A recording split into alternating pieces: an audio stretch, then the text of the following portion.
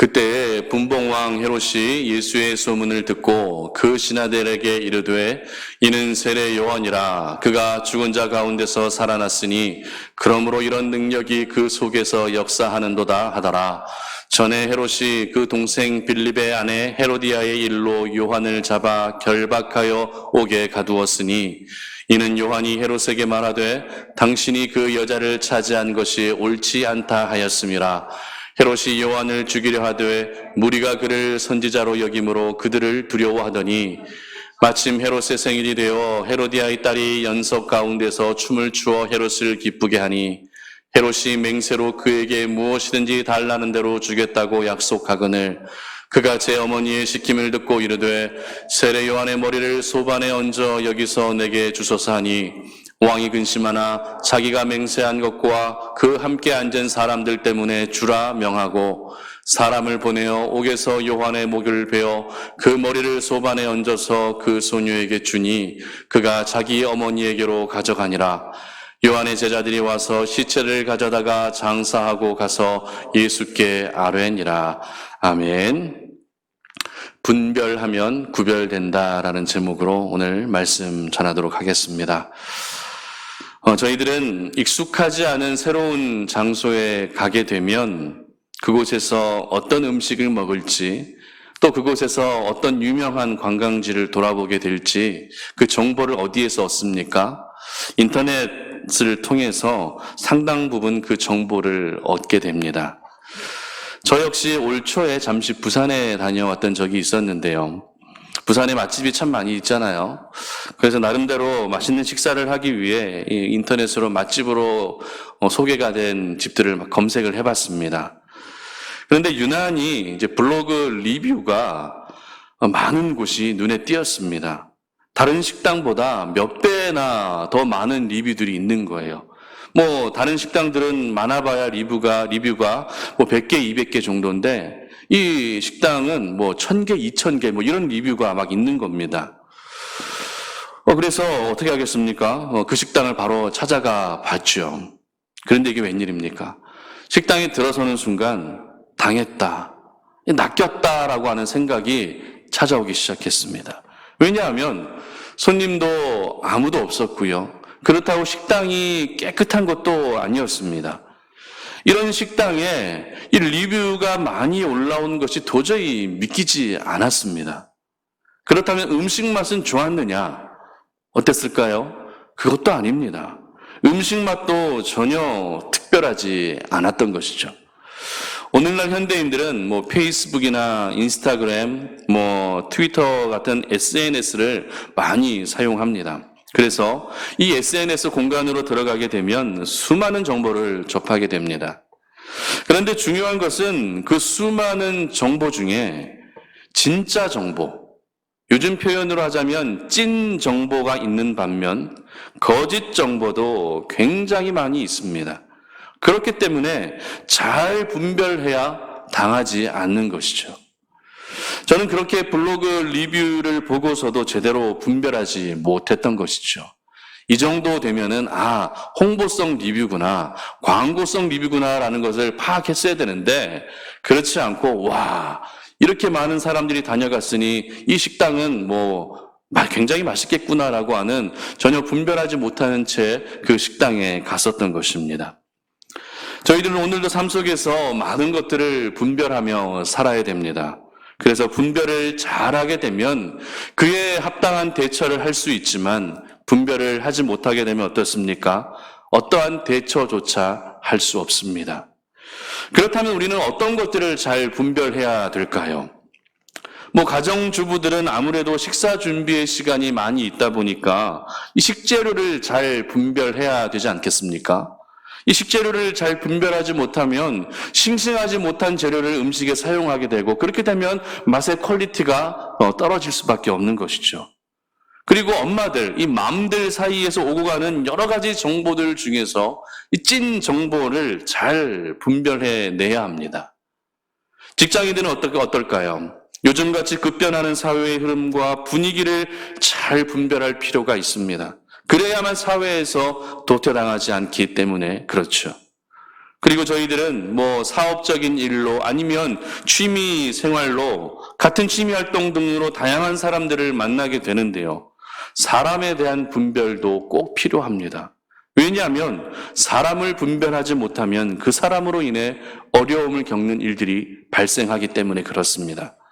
이처럼 저희들은 눈으로 보고 귀로 듣게 되는 모든 일들을 통해 사람에 대한 분별, 사건에 대한 분별, 상황에 대한 분별, 어떤 정보에 대한 분별, 정말 많은 일들을 그때마다 잘 분별할 수 있어야 합니다.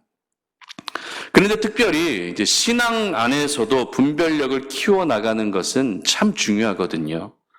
오늘날 사탄은 교묘한 방법으로 진리와 비슷한 것을 가지고 하나님의 사람들을 미혹시키고 있습니다. 그래서 분별이 제대로 되지 않으면 이단에 빠지게 되거나 아니면 죄에 넘어지게 되는 것이죠. 하지만 그럼에도 분별을 잘하게 되면 어떻습니까? 우리가 살아가는 세상 속에서 구별된 사람으로 살아갈 수 있는 것입니다. 분별하며 산다는 것은 단순히 내 삶의 어떤 피해를 최소화시킬 수 있는 정도가 아니라 이 세상 속에서 구별된 사람으로 살게 하는 그런 힘이 된다는 것이죠. 오늘 본문에 등장하는 사람은 왠지 모르게 아쉽다라고 하는 생각이 마구 찾아옵니다, 마음이. 그 사람은 누구입니까? 바로 분봉왕 헤롯입니다. 헤롯이 믿음의 사람이 아니었다라는 것은 누구나 알고 있는 사실이죠. 헤롯은 예수님을 믿지 않았습니다. 하나님을 믿지 않았던 이방인입니다. 그러나 분봉왕 헤롯에게도 기회는 있었다는 것이죠. 그 기회가 찾아왔을 때 분별만 잘했어도 바사왕 고레스처럼 그는 기독교 역사에 구별된 사람으로 기록되었을 것입니다. 하지만 헤롯은 전혀 분별력 없는 삶을 살았고 그로 인해 구별되지 못한 채 신약시대에 하나님의 나라를 전파했던 대표적인 사람 세례 요한과 그리고 우리 예수님을 죽이는 일에 결정적인 역할을 하게 됩니다. 예수님은 분봉왕 헤롯을 가리켜 어떻게 표현하셨는가 하면 여우라고 하는 표현을 사용하셨습니다. 누가복음 13장 32절의 기록을 보시면 다 같이 한번 읽어볼까요? 시작. 가라사대 가서 저 여우에게 이르되 오늘과 내일 내가 귀신을 쫓아내며 병을 낫게 하다가 제3일에는 완전하여지리라 하라. 아멘. 이처럼 헤롯은 성경에서 교활하고 간교한 사람을 대표하는 인물로 묘사되었던 것입니다. 이러한 헤롯의 모습은 세상 속에서 전혀 구별되지 못한 모습임에 틀림없습니다. 그저 자신의 감정과 당장의 살 길을 위해 모든 것을 이용하는 교활한 사람이 바로 헤롯이었던 것이죠. 그러므로 저희들은 오늘 본문에 기록된 분봉왕 헤롯의 모습을 통해 우리 자신의 모습을 한번 돌아볼 수 있었으면 좋겠습니다. 그리고 분별력을 가지고 살아감으로써 결국 세상 속에서 구별된 사람으로 승리할 수 있기를 주님의 이름으로 축복합니다. 오늘 저희들에게 주시는 교훈인데요. 그렇다면 이 세상 속에서 분별력 있게 살아가기 위해서는 어떻게 해야 하는가? 첫 번째는 양심의 소리에 반응해야 한다라는 것입니다. 1절과 2절 말씀입니다. 다 같이 한번 읽습니다. 그때에 분봉왕 헤롯이 예수의 소문을 듣고 그 신하들에게 이르되 이는 세례 요한이라 그가 죽은 자 가운데서 살아났으니 그러므로 이런 능력이 그 속에서 역사하는도다 하더라. 아멘. 얼마 전에 실제 있었던 일인데요. 한 여성이 인터넷 쇼핑몰을 통해서 세제와 4,000원짜리 로션을 구매하게 됩니다. 그리고 며칠 후에 택배가 도착을 했습니다. 이 상자를 열어본 순간 이 여인은 고개를 갸우뚱할 수밖에 없었습니다. 왜냐하면 이 택배 상자 속에는 자신이 주문했던 세제와 함께 무선 이어폰이 함께 배송되었기 때문입니다. 4,000원짜리 로션은 온데간데 없고 무려 30만 원짜리 무선 이어폰이 함께 배송된 것입니다. 이런 상황이라면 여러분들이라면 어떻게 하시겠습니까? 여러분들도 이런 비슷한 상황을 살아가다가 겪어보셨을 것입니다. 음식점에서 식사를 하고 계산을 하는데 내가 먹은 것의 일부가 포함되지 않은 채 생각보다 적은 금액이 계산되는 일들이 있지 않으셨습니까? 어떤 슈퍼에서 물건을 구입하고 거스름돈을 받을 때 5,000원짜리를 거슬러 받아야 되는데 5만 원짜리를 거슬러 받았던 일들이 있지는 않으셨습니까? 이런 상황을 만나게 되면 저희들은 심각한 고민에 빠지게 됩니다. 횡재라 생각하고 하나님 감사합니다 고백한 후에 그냥 그대로 집으로 돌아가는 분들도 있겠죠. 하지만 하나님의 사람으로서의 그 양심의 가책을 느끼며 솔직하게 주인에게 이야기하는 분들도 있을 것입니다. 조금 전에 말씀드렸던 이 택배 상자에 주문하지 않았던 30만 원짜리 무선 이어폰을 받게 된 이 여성은 어떻게 했을까요? 업체에 바로 연락을 취했다고 합니다. 그리고 배송이 잘못된 것 같다라고 솔직히 이야기했다고 합니다. 그런데 놀라운 것은 업체 측에서 무선 이어폰은 반송 불가 상품이니 그냥 가지셔도 된다는 답변을 한 것이죠. 얼마나 놀랍습니까? 그래도 이 여성은 자신의 그 양심의 소리에 솔직히 반응했던 그런 사람인 것 같습니다.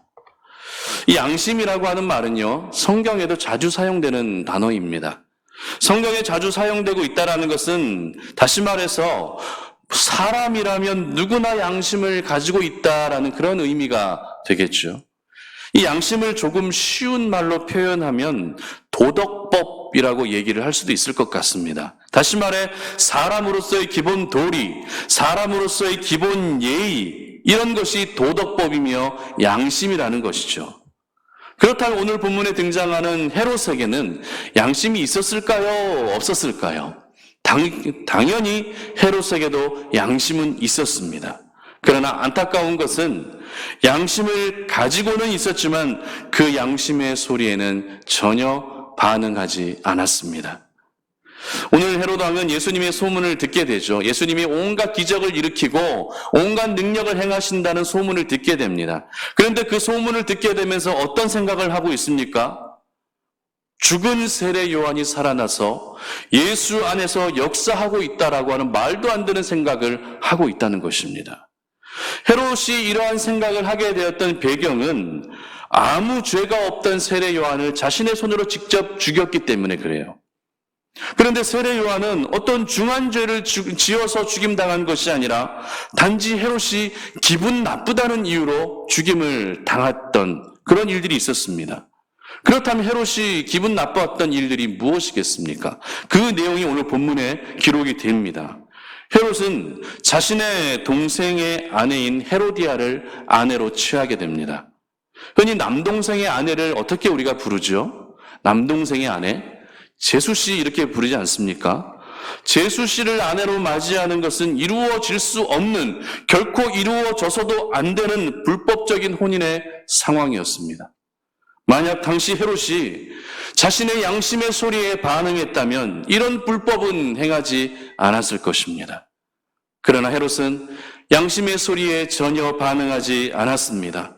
오히려 자신의 잘못을 지적하는 세례 요한을 기분 나쁘다는 이유로 죽여버리게 되는 것이죠. 누가 봐도 세례 요한은 너무나도 억울한 죽임을 당하게 된 것입니다.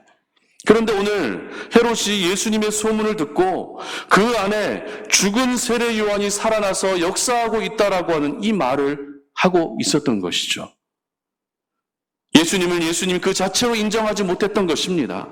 자신이 죽인 세례 요한을 예수님과 연관시켜서 오늘 말하고 있다는 것은 여전히 헤롯의 그 마음은 편치 않았다라는 것을 보여주는 것이죠. 소위 말해 세례 요한과 관련된 모든 일들에 있어서 그리고 자신의 동생의 아내를 취한 것에 있어서 캥기는 부분이 있었기 때문에 오늘 죽은 세례 요한을 예수님과 연관시켜 이야기하고 있었던 것입니다. 이처럼 양심이 있어도 그 양심의 소리에 반응하지 않게 되면 죄가 죄인 줄 모릅니다. 자신의 잘못된 죄의 모습마저도 자신을 합리화시키는 수단으로 이용하게 되는 것입니다. 여러분, 그런데 양심의 소리에 반응하는 것은 결코 어려운 것이 아닙니다. 사람으로서의 가장 기본적인 도리, 가장 기본적인 예의가 바로 양심의 소리에 반응하는 것입니다. 그런데 이와 같은 사람으로서의 도리조차도, 기본적인 예의조차도 없이 살아가는 사람들이 요즘에 얼마나 많이 있습니까? 오히려 도리를 행하지 않는 자신의 모습이 당당하다는 듯 더욱 큰 소리치며 떳떳하게 살아가는 시대가 오늘날의 현실입니다. 여러분, 직장에서 경험해보지 않으셨습니까? 무슨 대화를 하고 싶어도 대화 자체가 안 됩니다. 상식이 통하지가 않습니다. 저도 송탄 오륜교회에서 사역을 하게 되면서 참 많은 분들을 이 교회 앞에서 만났거든요. 그분들을 비하하는 것은 아니지만 정상적인 대화를 하고 싶어도 정상적인 대화 자체가 불가능하더라고요. 기본적인 양심의 소리에도 반응하지 않는 사람들이 오늘날 너무나도 많다는 것입니다. 이러한 모습들을 보면 저는 양심을 버린 세대가 바로 오늘날의 세대라는 것을 느끼게 됩니다. 디모데전서 1장 19절은 이렇게 기록합니다. 한번 다 같이 읽습니다. 시작. 믿음과 착한 양심을 가지라. 어떤 이들은 이 양심을 버렸고 그 믿음에 관하여는 파손하였느니라. 아멘. 양심을 버리는 일들이 허다하게 일어나고 있다는 말이죠. 그리고 이어서 디모데전서 4장 2절은 이렇게 기록합니다. 자기 양심이 화인을 맞아서 외식함으로 거짓말하는 자들이라. 아멘. 화인을 맞았다는 것은, 여러분 예전에 어떤 조선시대나 그런 사극 같은 거 보면은 이제 인두를 불에 이제 빨갛게 달아오르게 해서 죄인을 막 고문하고 지지는 것들 보셨을 것입니다. 화인을 맞았다는 것은 바로 이런 의미입니다. 그렇게 불에 담근 인두로 양심의 낙인을 찍었다는 그런 의미입니다. 그렇게 인두로 낙인 찍히게 되면 그 살이 어떻게 됩니까? 점점 굳게 됩니다. 점점 굳게 된다는 것은 결국 둔해지게 된다는 것이죠. 양심이 화인 맞았다는 것은 결국 그 양심이 무감각해진다라는 이런 의미인 것입니다. 이처럼 저희들은 양심을 버린 시대, 양심의 화인 맞은 시대를 살고 있는 것입니다. 이렇게 양심의 소리에 전혀 반응하지 않는데 어떻게 분별력 있는 삶을 살 수 있겠습니까? 양심이라도 살아있어야, 양심의 소리에라도 반응해야 옳고 그른 것을 분별할 수 있지 않겠습니까? 총신대학교 신학대학원에 가게 되면 학교의 교훈이라고 해서 큰 돌에 5가지 내용이 기록되어 있는 것을 볼 수 있습니다. 그 내용이 제가 이렇게 한자로 되어 있는데 그 옆에 한글로 옮겨놨거든요. 첫 번째는 신자가 되라. 그 다음은 학자가 되라. 셋째는 성자가 되라. 네 번째는 전도자가 되라. 5번째는 목자가 되라. 이것이 총신대학교 신학대학원의 교훈입니다. 저는 이 교훈을 볼 때마다 신대원 시절에도 마찬가지고 목회를 하고 있는 지금도 그렇고 항상 3번째 교훈이 제 가슴 안에 깊이 새겨져 있습니다. 3번째 교훈이 뭐였죠? 성자가 되라. 성자가 되라. 여러분, 성자가 무엇입니까? 여러 의미가 있겠지만 한마디로 사람이 먼저 되라는 것입니다. 목회자도 사람이 먼저 돼야 합니다.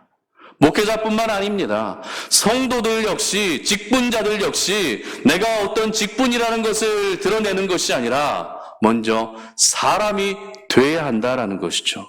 사람이 먼저 되는 것은 어떤 실력과 재능으로 결정되는 것이 결코 아닙니다. 오늘도 하나님이 모든 사람에게 주신 양심의 소리에 정직하게 반응하는 사람이 진짜 사람, 찐 사람이 될 수 있는 것입니다. 저희들은 삶 속에서 사람으로 인해 참 많은 상처를 받고 살아갑니다. 그런데 결국 그 상처를 나에게 준 사람도 문제지만 상처를 받은 우리들 역시 이 다음에 또 다른 사람에게 상처를 주는 일이 있어서는 안 되는 것이죠. 그러므로 여러분 모두가 양심의 소리에 반응할 수 있기를 바랍니다. 양심의 소리는 누가 가르쳐 주지 않아도 알 수 있는 것입니다. 배우지 않아도 양심의 소리는 누구나 알 수 있습니다. 사람으로서의 기본 도리, 사람으로서의 기본 예의는 모든 사람에게 우리 하나님께서 태초에 이미 주신 도덕법이며 양심인 것입니다. 바라기는 하나님이 주신 그 양심을 화인 맞지 않으시기를 축복합니다. 양심이 무감각해지는 일이 없도록 하시기를 바랍니다. 그래서 양심의 소리에 항상 반응하셔서 내가 보고 내가 듣고 경험하는 모든 일들에 옳고 그름을 분별하시고 진리와 비진리를 분별하시고 본질과 비본질을 분별하셔서 이 세상 속에서도 구별된 하나님의 사람으로 살아가시기를 주님의 이름으로 축복합니다. 두 번째로 우리가 분별력 있는 삶을 살기 위해 어떻게 해야 합니까? 두 번째는 하나님의 소리에 반응해야 한다라는 것입니다. 4절 말씀입니다. 다 같이 읽습니다. 이는 요한이 헤롯에게 말하되 당신이 이 그 여자를 차지한 것이 옳지 않다 하였음이라. 아멘. 이 세상 속에는 참 다양한 소리들이 존재합니다. 그렇죠? 새벽 예배를 나오기 위해서 이제 집에서 교회로 올 때가 되면 하루가 시작되는 현장 근로자들의 소리가 들립니다. 어떻게 새벽 예배보다 더 하루를 더 빨리 시작하는 것 같아요. 굉장히 피곤하실 것 같은데요. 그리고 날이 밝아오기 시작하면 여기저기에서 새소리가 들립니다. TV를 켜면 TV 소리가 들리고요. 그리고 요즘에는 코로나19 때문에 학교에 가지 않고 집에서 공부하는 아이들의 소리도 많이 들립니다. 그리고 아이들의 소리가 커지면 커질수록 어떤 소리도 함께 들립니까? 엄마의 잔소리도 크게 들립니다. 또한 직장에 출근하면 어떻습니까? 열심히 일하는 소리도 들립니다. 점심시간이 되면 식사하는 소리도 들립니다. 휴식시간이 되면 휴식하는 소리까지도 들리게 됩니다. 이처럼 저희들은 수많은 소리, 정말 다양한 소리를 오늘도 접하며 지내오셨을 것이고 또 앞으로도 다양한 소리를 접하게 되실 것입니다. 그런데 이런 다양한 소리들 중에서도 굳이 신경 쓰지 않아도 될 소리가 있는 반면에 반드시 반응을 보여야만 하는 소리도 있다는 것 아십니까? 예를 들면 길을 가던 중에 누군가 여러분에게 위험 신호를 알리기 위한 경적을 막 울리고 있다고 생각해 보십시오. 만약 그 경적이 나와 상관없는 소리로 여긴다면 잠시 후에 어떻게 되겠습니까? 큰 사고로 이어지게 됩니다. 하지만 그 경적이 나를 향한 소리임을 깨닫고 한번 경적이 나는 곳을 이렇게 쳐다보면서 조심하게 되면 사고의 위험으로부터 피할 수 있는 것이죠. 제가 중학교 때였던 것으로 기억하는데요. 학교 수업이 끝나고 운동장을 가로질러서 이제 교문을 향해서 집으로 가고 있었습니다. 근데 누군가가 피해! 조심해! 라고 하는 큰 소리가 막 들리는 거예요. 이 당시 운동장에는 저만 있었던 것이 아니라 많은 아이들이 놀고 있기도 했고 집으로 귀가하는 아이들도 있었기 때문에 저는 대수롭지 않게 그 길을 집으로 계속 향하고 있었습니다. 그러던 중에 순간 엄청난 충격이 저희 머리에 가해졌는데요. 바로 야구공이 날아와서 제 머리를 맞춘 거예요. 야구공이 뒤통수를 때린 겁니다. 여러분 야구공 만져보셨죠? 테니스공이 아닙니다. 야구공입니다. 탱탱볼이 아니에요. 야구공이에요. 다행히 잠깐 어지러웠지만 이제 크게 다치지는 않았는데요. 이처럼 반드시 반응해야 할 소리에 반응하지 않게 되면 어떻게 됩니까? 사고로 이어지게 될 수밖에 없는 것입니다. 그렇다면 저희들이 신앙 안에서의 삶을 돌아볼 때 우리가 반드시 반응해야 할 소리는 어떤 소리이겠습니까? 바로 하나님의 소리인 줄 믿으시기를 바랍니다. 오늘 헤롯 왕은 동생의 아내와 결혼하는 전혀 양심의 가책도 없는 부도덕한 모습을 보여주고 있습니다. 하지만 세례 요한은 당당하게 헤롯에게 이야기합니다. 당신이 그 여자를 차지한 것은 옳지 않소. 당신이 그 여자를 차지한 것은 결코 옳지 않은 일이오라고 이야기하죠. 그러나 헤롯은 세례 요한의 말을 받아들이지 않습니다. 그리고 오히려 그를 죽이려 합니다. 그런데 아무리 생각해도 세례 요한이 했던 이 말은 세례 요한의 개인적인 생각이 아니었을 것입니다. 무슨 말입니까? 그래도 헤롯은 분봉왕의 신분에 있을 만큼 공인이었죠. 공인이라면 믿음이 있건 없건 간에 백성들에게 모범이 되어야 할 책임이 있는 사람입니다. 하지만 모범이 되기는커녕 부도덕한 모습을 보이고 말았던 것이죠. 이에 대해서 사람들의 분노도 굉장히 컸겠지만 무엇보다도 우리 하나님의 분노 역시 얼마나 컸겠습니까? 하나님께서는 그 분노와 충고를 세례 요한이라고 하는 선지자를 통해서 전하셨던 것입니다.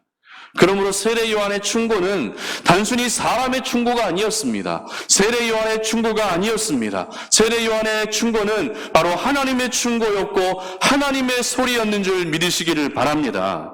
그런데 하나님께서 이렇게 일하시는 것은 이번이 처음이 아니었습니다. 이스라엘의 위대한 왕 다윗이 밧세바를 취했을 때 어떻게 됐죠? 하나님께서는 나단 선지자를 통해서 그를 다윗에게 보내시고 다윗의 행위가 옳지 않다라는 것을 지적하셨습니다. 이때 다윗은 어떻게 반응합니까? 사무엘하 12장 13절입니다. 함께 읽습니다. 다윗이 나단에게 이르되 내가 여호와께 죄를 범하였노라 하매 나단이 다윗에게 말하되 여호와께서도 당신의 죄를 사하셨나니 당신이 죽지 아니하려니와. 아멘. 그렇습니다. 다윗은 자신의 잘못된 행위를 지적하는 나단 선지자의 그 소리를 나단의 소리로 받아들이지 아니하고 하나님의 소리로 받아들였고 그 즉시 회개함으로 나아갔던 것입니다. 그러나 오늘 본문의 헤롯은 어떻습니까? 세례 요한의 지적을 하나님의 소리로 받아들이지 않습니다. 그저 세례 요한이라고 하는 사람이 감히 내가 듣기 싫은 소리를 하고 있다는 정도로 여기고 있었던 것입니다. 이처럼 헤롯은 하나님의 소리에 전혀 반응하지 않는 모습을 보였고 하나님의 소리에 반응하지 않다 보니 그 어떤 분별력도 없는 자기 자신만 아는 교활한 사람으로 평생을 살게 되었던 것입니다. 그렇다면 여러분, 우리에게 하나님의 소리가 들려오고 하나님의 소리가 주어지는 이유가 무엇인지 아십니까? 왜 우리에게 하나님의 소리를 들려주시는지 아십니까? 그 이유는 나를 구원해 주시기 위해서입니다. 세상 가운데서 나를 살려주시기 위해서 우리 하나님께서는 오늘도 저와 여러분에게 하나님의 소리를 외치고 계시는 것입니다. 하나님의 소리는 때로는 우리와 큰 지진과 같은 큰 소리로 함께 나타날 때도 있습니다. 때로는 엘리야가 들었던 소리처럼 세미한 소리로 들려올 때도 있습니다. 때로는 하나님의 소리가 내 마음의 작은 울림과 감동으로 나타날 수도 있습니다. 이처럼 하나님의 소리는 그 소리의 크기는 상황과 환경에 따라 다양하지만 중요한 것은 하나님의 소리의 목적은 언제나 나를 살려주시고 나를 일으켜주시며 나를 구원해 주시기 위함이라는 것을 절대 잊지 않으시기를 바랍니다. 하나님의 소리에 반응하게 되면 나를 향한 하나님의 계획을 깨닫게 됩니다. 하나님의 소리에 반응하게 되면 하나님의 뜻을 발견하게 되는 것이죠. 그리고 그것은 분별력 있는 삶으로 이어지게 되고 결국 세상 속에서도 거룩하게 구별된 하나님의 사람으로 살아가게 되는 것입니다. 그러므로 여러분을 살리시는 하나님의 소리, 여러분을 구원해 주시는 하나님의 소리, 여러분에게 가장 합당한 것을 베풀어 주시고자 하시는 하나님의 소리에 반응할 수 있기를 주님의 이름으로 축복합니다. 지금까지 저희들은 세상 속에서 너무나도 많은 소리들에 반응하며 살아왔습니다. 심지어는 나와 상관없는 소리까지 반응하며 신경이 곤두선 채로 살아오셨습니다. 이제는 반응하지 않아도 될 소리는 반응하지 않으시기를 바랍니다. 나를 향한 세상의 비방과 조롱에도 반응하지 마십시오. 너 실패한 것 아니냐라고 비방하는 사탄의 소리에도 반응하지 마시기를 바랍니다. 그리고 이 정도면 돼, 적당히 해라고 하는 사탄의 타협의 소리에도 반응하지 않기를 바랍니다. 저와 여러분이 가장 먼저 반응해야 할 소리는 바로 하나님의 소리임을 기억하시기를 바랍니다. 그 하나님의 소리는 예배를 통해서 들려옵니다. 그 하나님의 소리는 기도를 통해서도 들을 수 있습니다. 그 하나님의 소리는 말씀을 통해서도 들을 수 있는 것입니다. 뿐만 아닙니다. 사람들과의 대화 중에서도 하나님의 소리는 들려옵니다. 내가 겪는 어떤 사건과 아픔과 상처를 통해서도 하나님의 소리는 들려옵니다. 때로는 그 소리가 분명한 육성으로 들려오기도 하지만 때로는 영혼의 소리로 들려오기도 하는 것입니다. 하나님의 소리는 세상의 소리에 열려있던 나의 마음과 귀를 닫게 되면 자연스럽게 들려질 수밖에 없습니다. 여러분, 기억하시기를 바랍니다. 하나님의 소리가 듣고 싶으십니까? 그렇다면 세상을 향해 열려있던 내 마음과 나의 귀를 닫으시기를 바랍니다. 그렇게 되면 자연스럽게 하나님의 소리는 들려올 수밖에 없는 것입니다. 그러므로 이제는 하나님의 소리에 먼저 반응하시고 하나님의 소리에만 반응하셔서 죄악이 관영한 이 세상, 사탄의 관계와 술수가 가득한 이 세상 속에서 분별력 있는 사람으로 살아가시기를 축복합니다. 그 분별력은 반드시 여러분을 세상 속에서 구별된 사람으로 살아가게 할 것입니다. 말씀을 맺겠습니다. 분별력을 갖게 되면 구별된 사람으로 살게 된다고 말씀을 드렸는데요. 여러분, 구별된 삶이란 무엇입니까? 여러분이 생각하는 구별된 삶이란 어떤 것입니까? 복잡하게 생각하지 않으셨으면 좋겠습니다. 구별된 삶이란 바로 오늘도 삶의 현장에서 예수님을 인정하며 살아가는 것인 줄 믿으시기를 바랍니다. 수많은 사람들 예수님을 인정하지 않고 있습니다. 교회를 다니고 있지만 성경을 인정하지 않습니다. 교회는 다니고 있지만 예수님을 인정하지 않습니다. 그런 사람들은 구별된 사람이라 할 수 없는 것이죠. 그러므로 구별된 삶이란 오늘도 삶의 현장에서 항상 예수님을 인정하는 것이다라는 것을 여러분의 마음속 깊이 새길 수 있기를 바랍니다. 오늘 헤롯은 예수님의 소문을 듣고도 예수님을 인정하지 못했습니다. 그리고 십자가 사건 직전에도 예수님을 만났지만 헤롯은 예수님을 인정하지 못했습니다. 결국 분별력 없는 헤롯의 삶이 구별된 인생과는 거리가 먼, 그것도 아주 먼 모습을 갖게 했던 것이죠. 하지만 오늘 이 말씀을 함께 나누고 들은 우리 성도님들은 이 땅을 살아가시면서 항상 분별력 있는 삶을 살 수 있기를 주님의 이름으로 축복합니다. 그 분별력은 세상의 지식에서 오는 것이 아닙니다. 화려한 스펙에서 오는 것도 아닙니다. 그 분별력은 내가 가지고 있는 재산에서 오는 것도 아닙니다. 분별력은 두 가지 소리에만 잘 반응하시면 됩니다. 그 소리가 어떤 소리입니까? 첫 번째는 양심의 소리입니다. 그리고 또 하나는 하나님의 소리입니다. 여러분 모두가 오늘의 이 말씀을 잘 기억하셔서 언제나 분별력 있는 삶을 통해 거룩하게 구별된 하나님의 사람들이 되시기를 주님의 이름으로 축복합니다. 함께 기도하며 나아갈 때 들었던 말씀 함께 생각하시면서 기도했으면 좋겠습니다. 우리는 오늘의 세상을 살아가면서 수많은 소리를 들으며 살아가게 됩니다. 그 수많은 소리를 들으면서 우리는 또 잘 분별해야 되죠. 분별하지 못하게 되면 결국 내가 어떤 어려움들에 처할 수 있게 됩니다. 하지만 분별하게 되면 이 땅 가운데서 구별된 하나님의 사람으로 살아갈 수 있는 것입니다. 여러분, 분별하기 위해서는 어떻게 해야 합니까? 두 가지 소리에 잘 반응해야 합니다.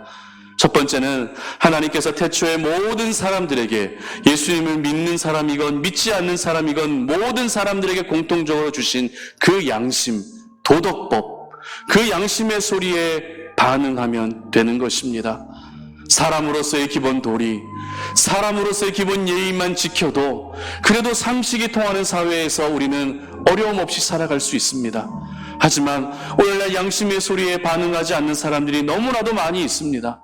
그러다 보니 상식이 통하지 않습니다. 상식이 통하지 않다 보니 그냥 그 사람과 대화하지 않으면 그냥 그만이다라고 모든 관계를 끊고 살아가는 일들이 얼마나 많이 있습니까? 하나님, 내가 오늘을 살아갈 때 무엇보다도 양심의 소리에 반응할 수 있는 삶을 살게 하여 주시옵소서. 사람으로서의 기본 도리, 사람으로서의 기본 예의를 지킬 수 있는 나의 삶이 되게 하여 주시옵소서라고 기도했으면 좋겠습니다. 또 하나 우리가 반응해야 될 소리가 있습니다. 그 소리는 바로 하나님의 소리입니다. 세상의 그 어떤 소리에도 반응하지 않아도 되지만 하나님의 소리에만큼은 반드시 반응해야 합니다.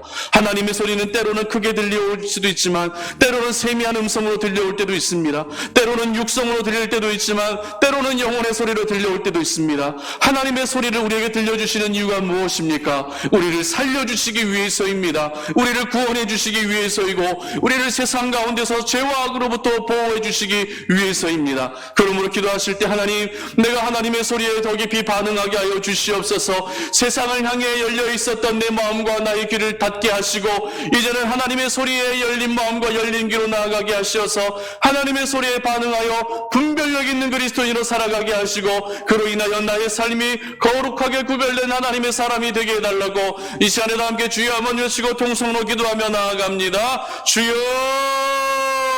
하나님 감사합니다. 오늘 이 밤에 우리에게 허락하여 주신 그 생명의 말씀을 기억합니다. 아버지 하나님, 오늘 우리가 주의 말씀을 들었습니다. 하나님 아버지, 헤롯 대왕, 분봉왕 헤롯은 예수님의 소문을 듣고서도 예수님을 인정하지 못했습니다. 전혀 구별된 인생을 살아가지 못했습니다. 그는 전혀 분별하지 못했기 때문에 구별된 인생을 살아가지 못했던 것입니다. 양심의 소리에도 반응하지 않았고 하나님의 소리에도 반응하지 않았던 사람이 바로 헤롯입니다. 하나님 아버지, 나의 모습이 헤롯의 모습과 같이 되지 않게 하여 주시옵소서.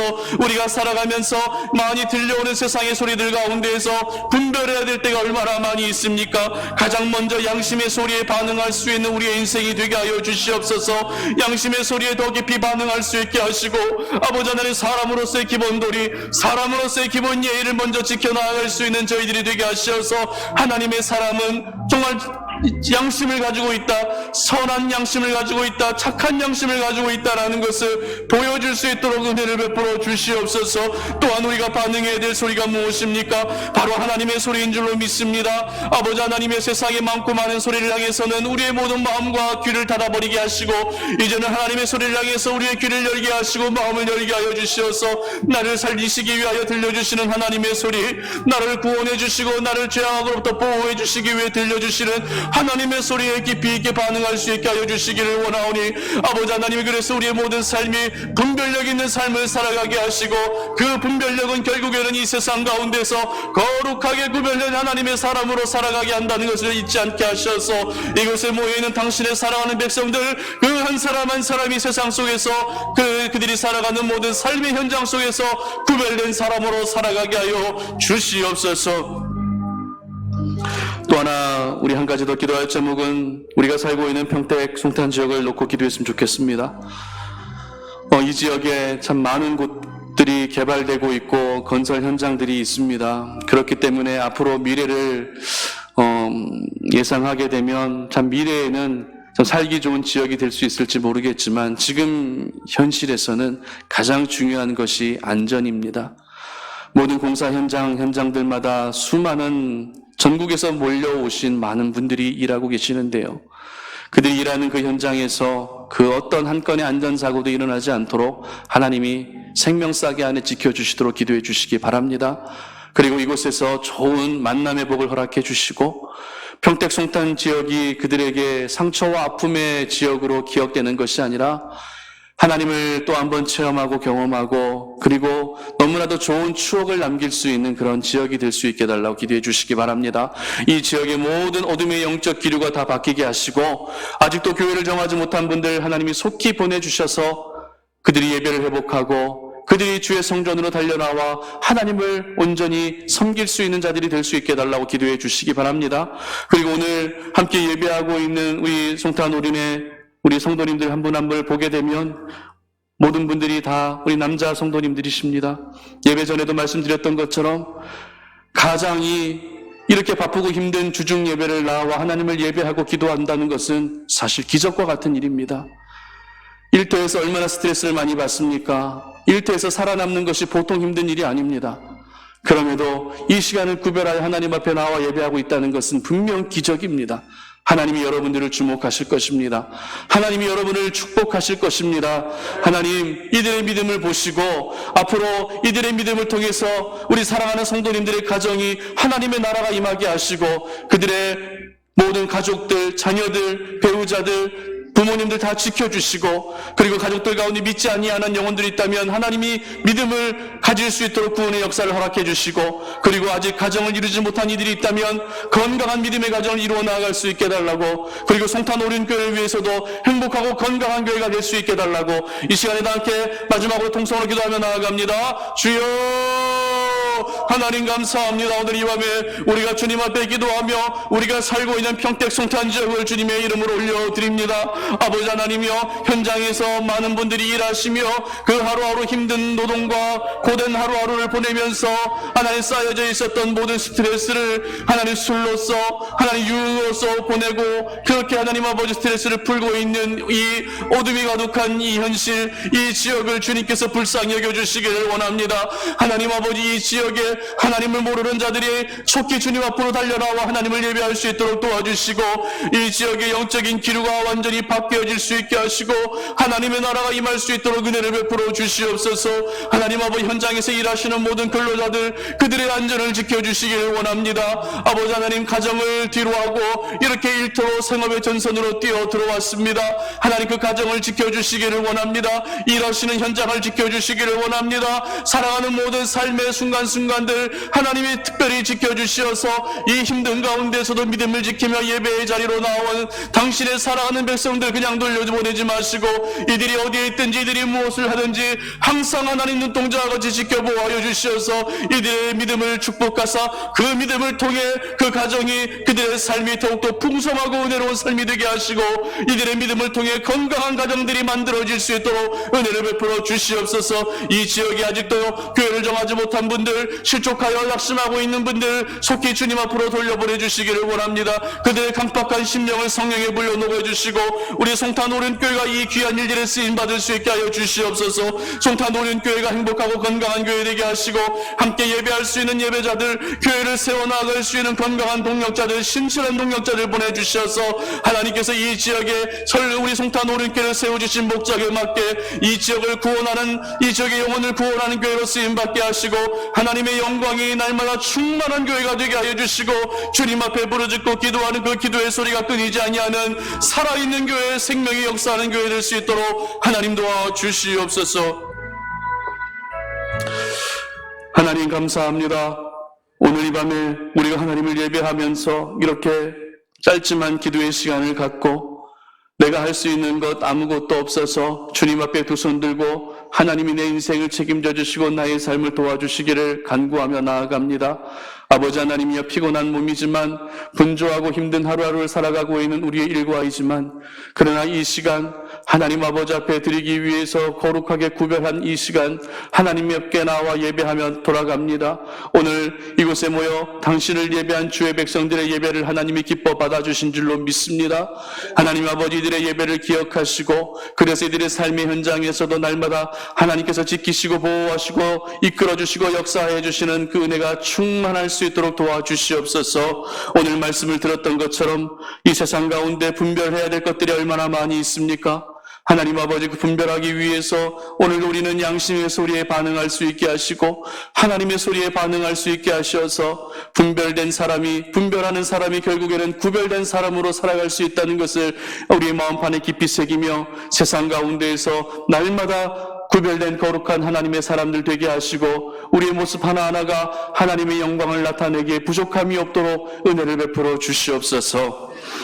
이제는 우리 주 예수 그리스도의 은혜와 하나님 아버지의 끝없는 사랑과 성령의 교통하심이 오늘 이 밤에 주님 앞에 달려나와 하나님을 예배하면서 분별하면 구별된다라고 하는 이 메시지를 듣고 더욱더 양심의 소리에 반응하고 하나님의 소리에 반응하여 이 세상 가운데에서 분별하여 살아가기를 소망하는 우리 모든 하나님의 사람들 머리 위에 그들의 삶과 가정과 일터 위에 이제로부터 영원토록 함께 하시기를 간절히 축원하옵나이다. 아멘.